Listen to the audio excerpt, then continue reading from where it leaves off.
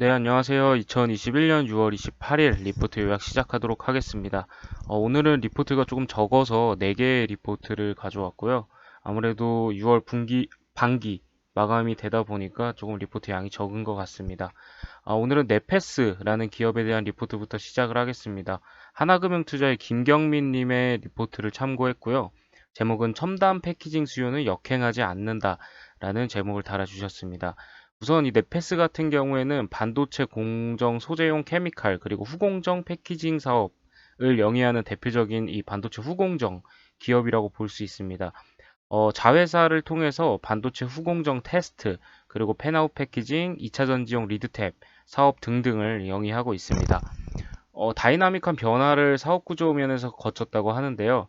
2019년 4월에 네페스 아크가 물적 분할이 되면서 반도체 후공정 테스트 사업부를 가져가게 됐고요. 2020년 2월 네페스 라웨가 물적 분할되면서 반도체 후공정의 펜아웃 패키징을 담당하고 있습니다. 이 네페스 아크 같은 경우에는 상장이 되어 있고요. 네페스 라웨 같은 경우에는 비상장 기업입니다. 넷패스 주가에는 자회사 넷패스 아크의 가동률이나 넷패스 라웨의 생산량 확대 여부가 유의미한 영향을 끼친다고 합니다. 연결 실적으로 잡히는 부분을 이야기하는 것 같고요. 넷패스 아크의 반도체 후공정 테스트 사업 같은 경우에는 반도체 전공정 소재, 부품, 장비 사업이 부럽지 않은 수준의 수익 달성이 가능한 사업이라고 하고, 넷패스 라웨 같은 경우에는 펜아웃 패키징이 글로벌 반도체 후공정 서비스 기업 중에 지극히 일부 기업만 양산할 수 있기 때문에 첨단 패키징 사업이기 때문에 어느 정도 사업성이 있다라고 평가를 하고 있습니다. 네, 실적 면에서 한번 살펴보면요. 2021년 1분기에 부진했던 연결 기준 실적을 2분기에도 부진할 것으로 전망한다고 합니다. 이유로는 드라이버 IC 수요가 견조하긴 하지만 연결 실적을 턴어라운드 시킬 정도의 기여는 제한적이라고 하고요. 항상 반도체 이슈에서 나오는 텍사스 오스틴 한파 그리고 베트남과 인도의 코로나 확산에서 영향을 많이 받았다고 합니다. 2분기 비용 증가는 자회사 네페스 라웨의 양산 준비에서 비롯된다고 합니다. 또 3분기 연결 실적을 추정하기에는 아직 이른 상황이긴 하지만 자회사들의 가동률 증가에 힘입어서 분기 실적은 2분기에 바닥을 통과할 것으로 전망하고 있습니다. 네, 네페스의 연결 기준 실적은 본업이든 자회사이든 PMIC라고 불리는 파워 반도체 수요에 크게 영향을 받는다고 합니다. 오스틴 한파와 아시아 지역의 코로나 확산이라는 변수가 없었다면 PMIC 패키징 및 테스트 가동률이 높았을 것으로 추정이 된다고 하는데요. 이 PMIC의 후공정 방식은 계속해서 변화를 꾀하고 있는데 이러한 변화를 통해서 PMIC가 비메모리 칩 중에서 모뎀 칩이나 RF 칩과는 다른 측면에서 새롭게 주목받고 있다고 합니다. 네페스 같은 경우에는 물적 분할된 자회사들과 함께 PMIC 패키징 그리고 테스트 사업을 적극적으로 영위를 해왔다고 하고요. 펜하우스로 불리는 첨단 패키징에서 이미 5년 전부터 매출을 시현하고 있다고 합니다.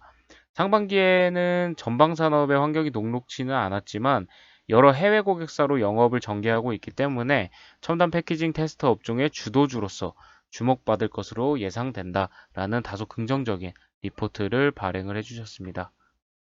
네, 다음은 7월에 IPO를 앞두고 있는 오비고라는 기업에 대한 이 IPO 리포트가 나왔는데요. 먼저 제목은 스마트카 소프트웨어 플랫폼 제공업체라는 제목을 달아주셨고, 이 업종을 소개하는 제목인 것 같습니다. 유진투자증권의 박종선님의 리포트를 참고했습니다. 먼저 이 기업 같은 경우에는 차량용 소프트웨어 솔루션 그리고 서비스 사업을 통해서 글로벌 스마트카 소프트웨어 플랫폼 기업을 지향한다고 합니다. 이를테면 차량용 앱, 브라우저, 앱스토어를 개발하여서 2019년부터 글로벌 탑 완성차 업체에 이미 납품을 하고 있다라고 기업 설명을 간단하게 해주셨고요. 동사 같은 경우에는 기술상 성장 기업 특례 적용, 기술 상장이라고 불리죠. 따라서 2021년 7월 13일에 상장 예정이라고 합니다. 네, 투자 포인트는 두 가지를 집어주셨습니다. 먼저 첫 번째로는 글로벌 커넥티드카 확대와 함께 안정적인 성장 지속 전망이라고 하고요. 연평균 이 글로벌 커넥티드카 같은 경우에는 22.3%의 성장을 지속할 것으로 전망된다고 하고요. 동사 같은 경우에는 글로벌 고객사를 기반으로 안정적인 성장이 지속될 것으로 전망하고 있다고 합니다. 동사는 소수 독점하고 있는 스마트카 소프트웨어 플랫폼 시장에서 경쟁력을 보유하고 있다고 하고요. 진입 장벽이 높은 자동차 관련 시장에서 경쟁이 치열하지 않고 소수가 독점하는 사업 특성상 안정적인 성장이 예상된다고 합니다. 또 동사는 스마트카 시장에서 브라우저 기술, 앱 프레임워크, 앱스토어 기술 등을 세계 최초 상용화를 했고 시장 진입에 이미 성공했다고 합니다. 기존 계약으로 확보된 로열티 매출 그리고 2017년 17년 개발 노하우를 기반으로 안정적인 수익 구조 구축도 긍정적이라고 합니다. 두 번째 투자 포인트로는요.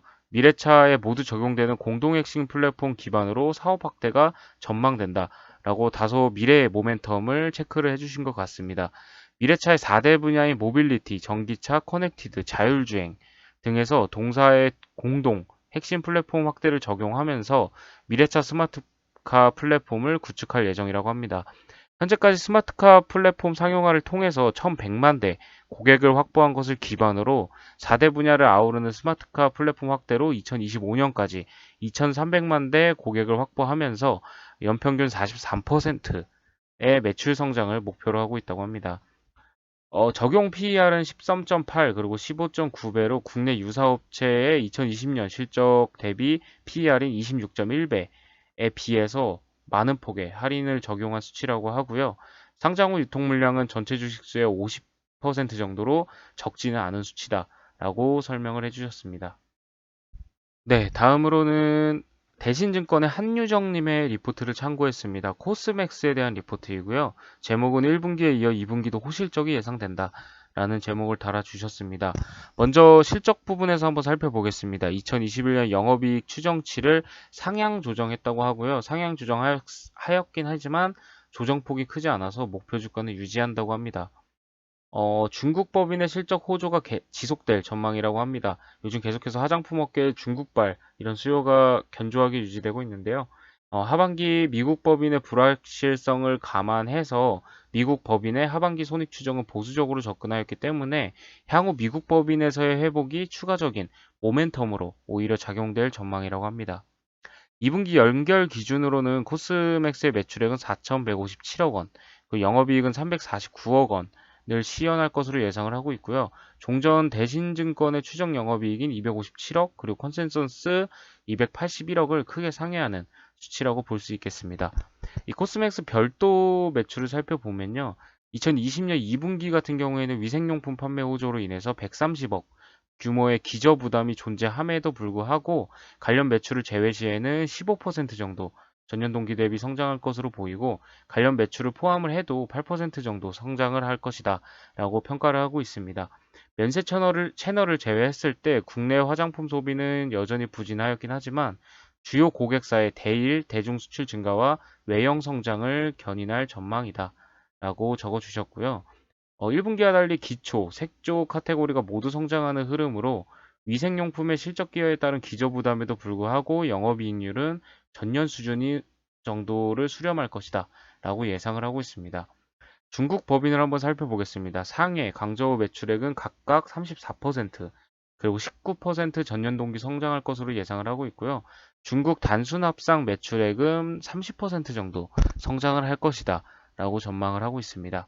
온라인 고객사 확대가 되었고 또 6.18 쇼핑 페스티벌 초도 물량 증가로 인해서 중국 화장품 시장 성장률 상회를 할 것으로 예상을 하고 있습니다.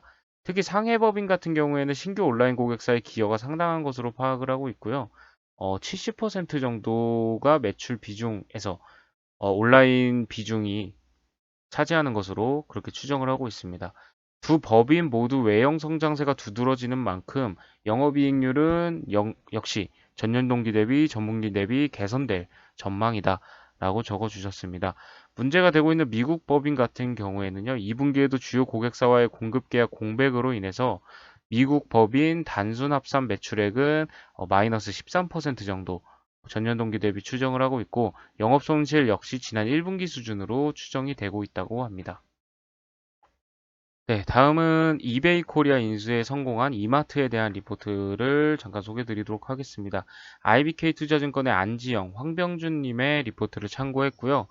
먼저 이마트 인수 얘기로 시작을 합니다. 이마트는 이베이 코리아 유한 책임회사의 지분 80.01% 매매에 관한 주요 계약 조건에 합의했다고 하고요.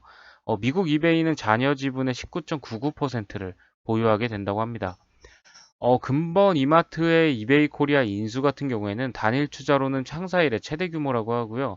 특히 2000에서 2010년대 이마트 자가점포당 평균 출정 비용이 약 700에서 800억인 점에 근거했을 때, 어, 단순한 수치로 산출을 하면 근본 인수 비용은 오프라인 매장 약 50에서 60개 정도 점포 투자비에 해당된다고 합니다. 이마트는 수익 모델의 디지털 전환을 위해서 역사상 최대 규모의 인수를 결정한 것이다. 라고 이렇게 요약을 해주셨고요. 두 번째 소제목으로는 이 이베이 코리아를 인수하지 않았다면 대안은 그리고 vs 유증을 배제한 원활한 자금 조달이 필요할 것이다. 라는 이 두 가지 관점에서 적어주셨고요. 이마트는 지난 2년간 IT와 물류에 대한 신규 투자가 이루어지지 않은 점에 근거했을 때 인수 이후에도 대규모 추가 투자가 불가피할 전망이라고 합니다. 인수 이후에 4년간 물류센터에 1조 원의 투자 계획을 제시하는 등 인수 금액 이외에도 추가적인 자본 조달이 절실할 것으로 판단이 된다고 하고요. 현재 이마트의 보유 현금은 약 1.9조 원으로 추정하고 있다고 합니다. 운영 자금 외에도 스타벅스 코리아의 지분 추가 인수 계획 등을 근거할 때 연내에 최소 2조 원의 구체적인 자금 조달 방법이 제시되어야 할 것이다. 라고 이렇게 판단을 해주셨습니다. 전통적인 소매업의 패러다임 변화 속에서 근본 M&A가 이마트의 디지털 전환을 위한 최적의 기회라는 점엔 동의한다고 하고요. 근본 M&A를 활용하지 않았을 경우 뚜렷한 차선책이 없었기 때문이다. 라고 이렇게 평가를 해주시고 있습니다. 다만 이마트는 최종 거래 마감이 예상되는 금년 말이나 내년 초까지 자가점포 100개점에 대해서 자산 유동화를 통한 자금 조달이 뒷받침될 경우에 합병 이후 기업 가치 상승도 구체화될 것으로 판단된다라고 요약을 해주셨네요. 네, 오늘 준비한 리포트는 여기까지고요. 내일 더 좋은 리포트로 인사드릴 수 있도록 하겠습니다. 감사합니다.